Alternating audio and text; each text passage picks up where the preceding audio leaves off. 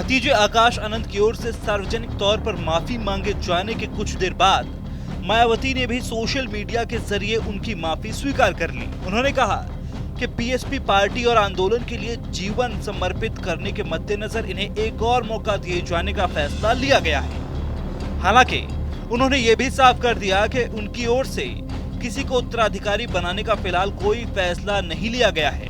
बता दें, बसपा सुप्रीमो मायावती की ओर से आकाश आनंद को पार्टी से निकाले जाने के महीने भर से ज्यादा वक्त गुजर जाने के बाद आकाश आनंद ने अब माफी मांगी है। आकाश ने यह भी कहा है कि मैं अपने किसी भी राजनीतिक फैसले के लिए अपने किसी रिश्तेदार से कोई सलाह मशवरा नहीं लूंगा।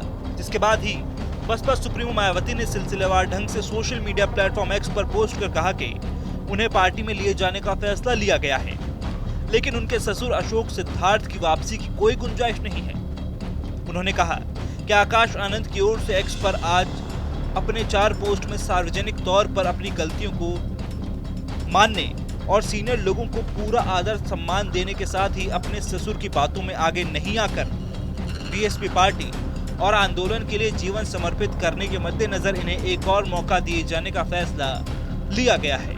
हालांकि मायावती ने आकाश आनंद को पार्टी में वापस लिए जाने का फैसला ऐसे वक्त में लिया है जब कांग्रेस हर मंच से पिछड़ों के हक की बात कर हवा का रुख बदलने की कोशिश कर रही है और समाजवादी पार्टी अपने पीडीए फॉर्मूले से 2024 के लोकसभा चुनाव में बड़ी कामयाबी हासिल कर चुकी है और उसी रणनीति पर आगे भी बढ़ रही है। तो क्या ये कहना गलत नहीं होगा कि इन्हीं दोनों पार्टियों के दाव पेंचों के चलते ही मायावती को अपनी रणनीति बदलनी पड़ रही है।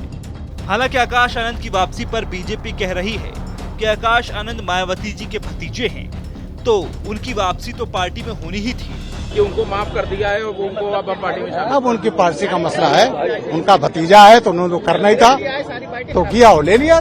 तो वहीं कई राजनेता आकाश आनंद को वापसी के बाद अनुशासित होकर काम करने की सलाह देते हुए भी नजर आ रहे हैं। कुमारी बहन मायावती जी का जुरिडिक्शन है, जो चाहे करें, और प्रार्थना करने का जुरिडिक्शन आकाश आनंद जी को है, वो जो चाहे उनसे रिक्वेस्ट करें। मैं तो यही कह सकता हूँ कि आने वाले समय में आकाश आनंद जी को बहुत सारी शुभकामनाएं, और जैसी कुमारी बहन मायावती जो चाहती हैं उनको उसी तरह पार्टी में रह के अनुशासित तरीके से काम करना चाहिए और वो देश के हित में और देश के लोगों के हित में काम करेंगे, मुझे ये उम्मीद है। अब आकाश आनंद की वापसी बसपा के लिए संजीवनी साबित होती है या नहीं, ये तो वक्त ही बताएगा। मगर मायावती अपना खिसका हुआ वोट बैंक फिर से हासिल करना चाहती हैं, ये तो तय है।